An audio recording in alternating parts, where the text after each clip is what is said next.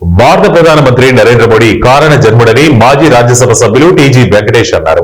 నరేంద్ర మోడీ జన్మదినాన్ని పురస్కరించుకుని ఈ రోజు స్థానిక గౌరీ గోపాల్ హాస్పిటల్ సర్కిల్ వద్ద భారతీయ జనతా పార్టీ ఆధ్వర్యంలో రక్తదాన శిబిరం నిర్వహించారు. ఈ కార్యక్రమానికి ముఖ్య అతిథిగా హాజరైన టీజీ వెంకటేష్ మాట్లాడుతూ నరేంద్ర మోడీ తన రాజకీయ చతురతతో దేశాన్ని పురోగాభివృద్ధి దిశలో పయనింపజేస్తున్నారని అన్నారు. కష్ట నష్టాలతో కొట్టుమిట్టాడుతున్న భారతదేశ ఆర్థిక వ్యవస్థను సరిదిద్ది ప్రపంచంలోని 4వ స్థానానికి చేరుకునేలా కృషి చేశారని ఆయన కొనియాడారు. ఒకప్పుడు అగ్రరాజ్యం అమెరికా ఏం చెప్పినా ఎదురు చెప్పేవారు లేకుండా తలమూపే పరిస్థితి ఉండేదని, కానీ భారత ప్రధాని నరేంద్ర మోడీ పగ్గాలు చేపట్టిన తర్వాత ఆ రోజులు పోయి స్వశక్తితో ఎవరినైనా ఎదిరించగలిగే స్థాయికి భారతదేశం ఎదిగిందని టీజీ అన్నారు. కరోనా కష్టకాలంలో దేశాన్ని అంతటినీ ఒకదాటిపైకి తీసుకొచ్చి ఆ మహమ్మారి నుంచి భారతదేశాన్ని కాక ప్రపంచాన్ని అంతటినీ కాపాడిన వ్యక్తి మోడీయేనని అన్నారు.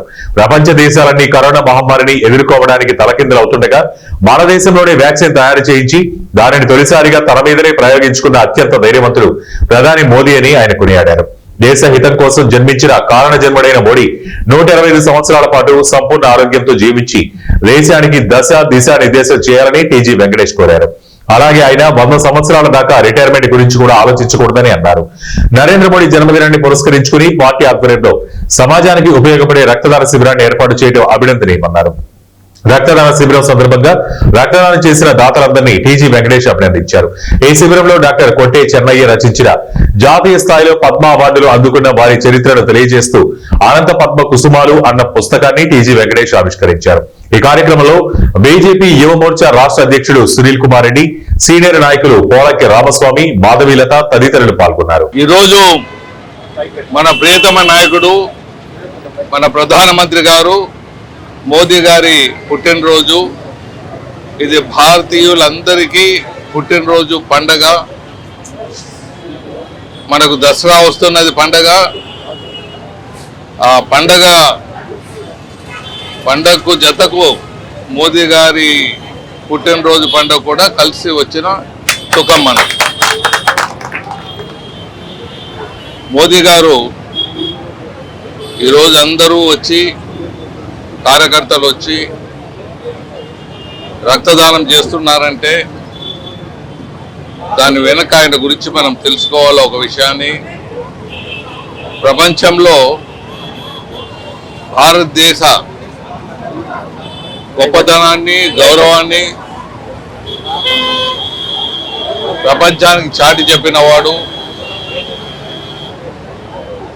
ఎలా అయిపోయిందంటే ప్రపంచంలో ఒక సూపర్ పవర్స్ ఒక 5 కంట్రీలు డిసైడ్ చేసిందే ఒక వేదవాక్కుగా అయిపోయేది. ప్రపంచ అధినేత అని అనుకుని అమెరికన్ ప్రెసిడెంట్ ఏమి చెప్తే అదే లా ఆఫ్ ది ల్యాండ్ అయ్యేది. అలాంటిది కాదు. భారతదేశము ప్రపంచంలోనే మన డెమోక్రసీ ఉండే కంట్రీ, ప్రజాస్వామ్యం ఉండే కంట్రీ. ఈ ప్రజాస్వామ్యాన్ని 100% కాపాడుతున్న మన ప్రధానమంత్రి మోదీ గారు. అంతేకాకుండా మోదీ గారు 75 సంవత్సరాలకు వరకు ఎంతో ఆరోగ్యంగా మన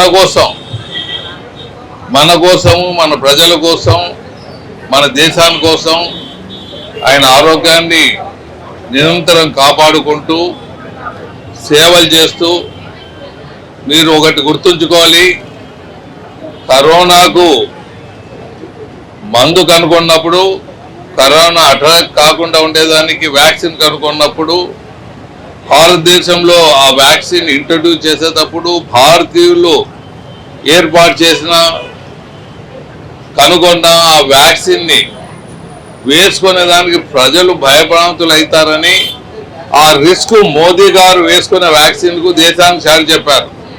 ఎందుకంటే ఆ వ్యాక్సిన్ వేసుకుంటే చనిపోతారనేవాడు.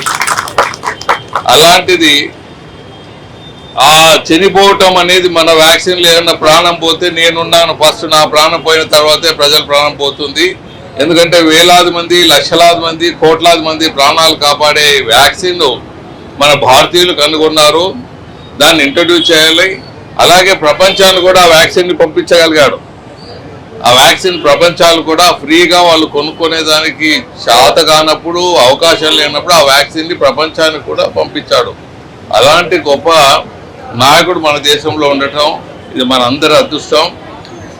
ఇటీవల చైనా ప్రెసిడెంట్ అన్నాడు, ఇక మనుషులు ఆరోగ్యంగా ఉంటే 125 ఏళ్ళు బతుకుతారన్నాడు. సో మన ప్రధానమంత్రి కూడా మోదీ గారు 125 సంవత్సరాలు జీవించాలి. ఇలాగే 100 సంవత్సరాలు వరకు ఆయన రిటైర్మెంట్ గురించి ఆలోచించరాదు. ఆయన కోసం కాదు, దేశం కోసం. మనం చూస్తూనే ఉన్నాం, ఇటువంటి నాయకుడు మనకు ఉన్నందుకే మనం ప్రపంచంలో 3వ స్థానానికో 4వ స్థానానికో చేరగలిగాము ఫైనాన్షియలీ మన దేశం.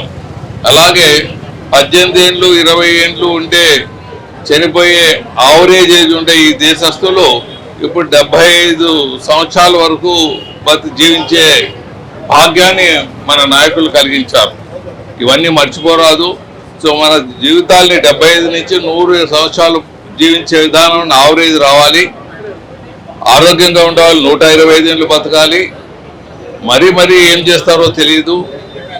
దేశ సేవకు చేసేవాళ్ళు, దేశానికి పనికిరాని వాళ్ళు 1 సంవత్సరం ఎక్కువ బతికినా వేస్తే, 1 రోజు ఎక్కువ బతికినా వేస్తే.